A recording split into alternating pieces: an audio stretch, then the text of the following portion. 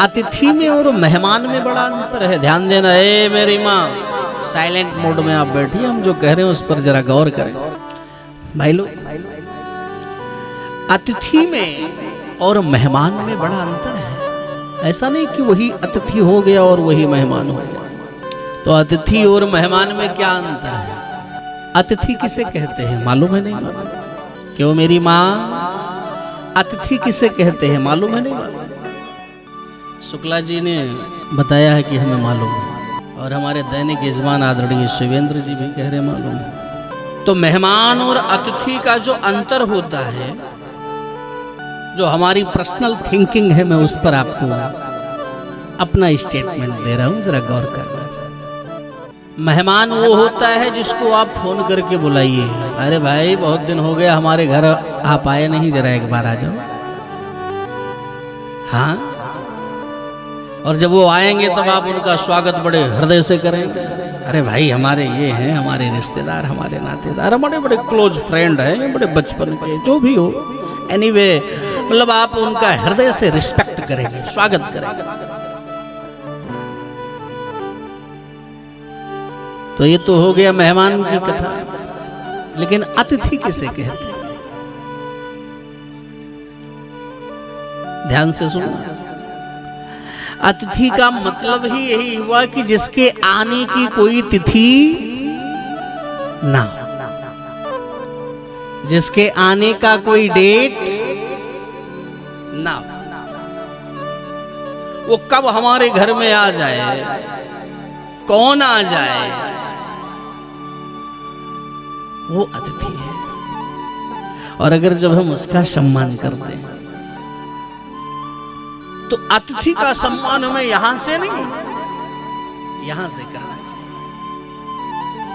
और अगर अतिथि का आप सम्मान करते हैं, स्वागत करते हैं, तो समझ लीजिए साक्षात भगवान की सेवा में आप लगे। जो पहले से निर्धारित नहीं था कि कौन आ रहा है। फॉर एग्जाम्पल,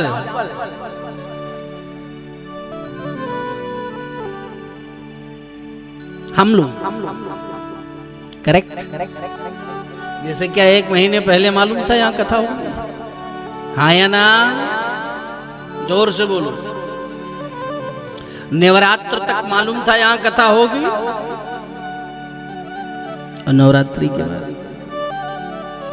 नवरात्रि में ही ऐसा डिसीजन सब लोगों ने मिलकर के लिया। आनंद फानन में सारे डिसीजन हुए और तक्षण ये कथा भी भगवान की कृपा से चालू हो गई।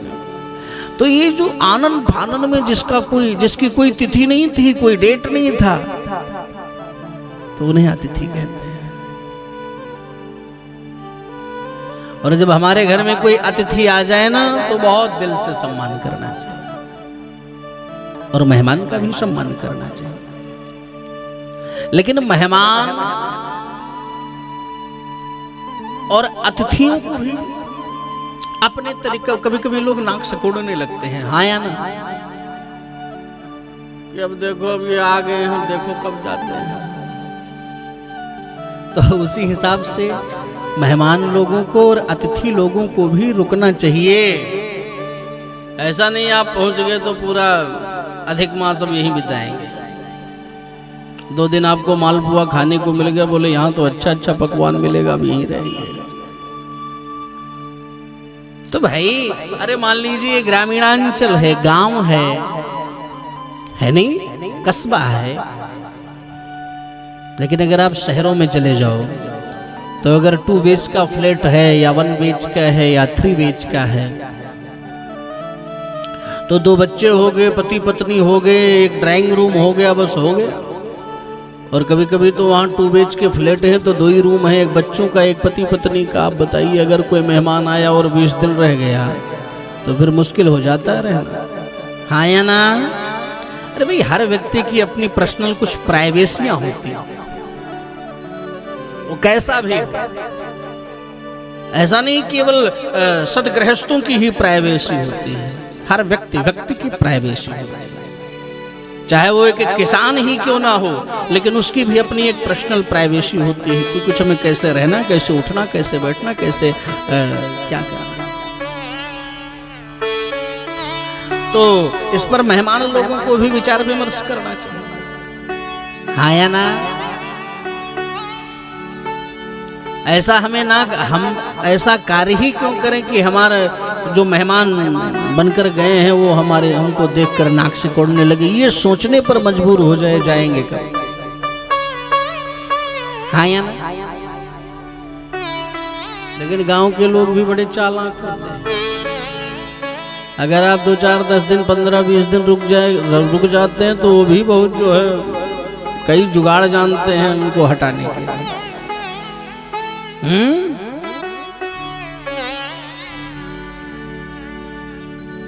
एक घटना हमें याद है, कहिए तो आपको सुनाओ।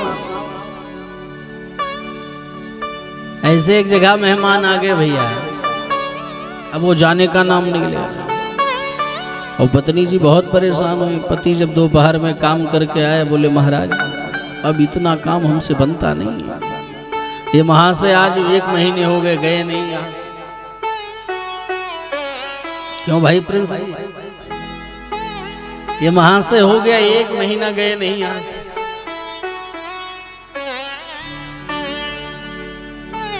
तो पतिदेव ने कहा खूब मालपुआ खिलाओ, बढ़िया बढ़िया पराठे आलू के, गोभी के, ये वो फलाना ढिमका, तो फिर कैसे जाएंगे। बोले फिर क्या करें महाराज। बोले एक काम करो। बोले क्या। बोले ऐसे जाने वाले नहीं। बोले फिर क्या किया जाए। तो पति पत्नी ने आपस में विचार किया, आओ हम लोग झगड़ा करें।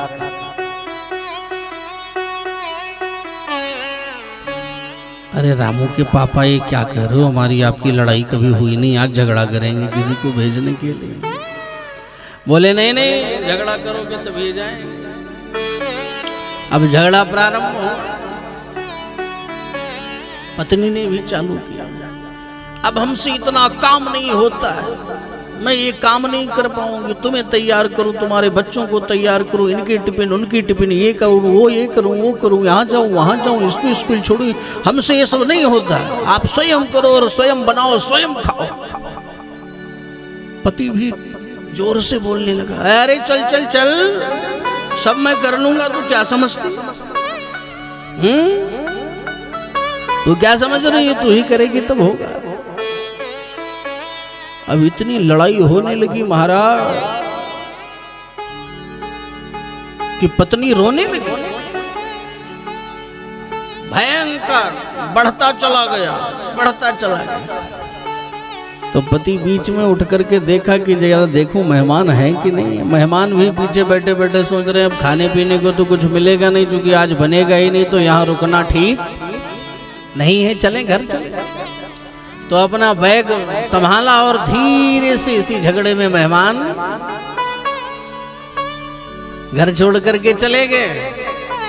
देख रही हो मैया।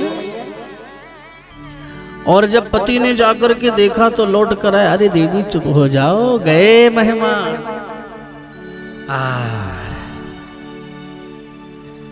चले गए, अच्छा हुआ। इतने में पति बोल पड़े, बावरी जब तू रो क्यों रही थी लड़ाई में। तो पत्नी कह रही है कि अरे मैं सचमुच थोड़ी रो रही थी। बोले फिर। बोले झूठे रो रही थी। अच्छा, हम भी झूठे डांट रहे थे आपको, सचमुच थोड़ी ना डांट रहे थे। पत्नी ने कहा हम झूठे रो रहे थे, पति ने कहा हम झूठ ही डांट रहे थे। तब तक पीछे से आवाज आई, हम भी झूठे गए थे। हम भी कहां सचमुच के गए थे। हाँ हमारा तो कई विडंबनाएं रहती हैं। ऐसा नहीं, हमको हर एक तथ्य पर विचार करना चाहिए कि हमको कैसे रहना चाहिए, कैसे आना चाहिए, कैसे जाना चाहिए। तो सबका स्वागत, हमें अतिथि का सम्मान करना चाहिए, मेहमान का भी सम्मान करना चाहिए।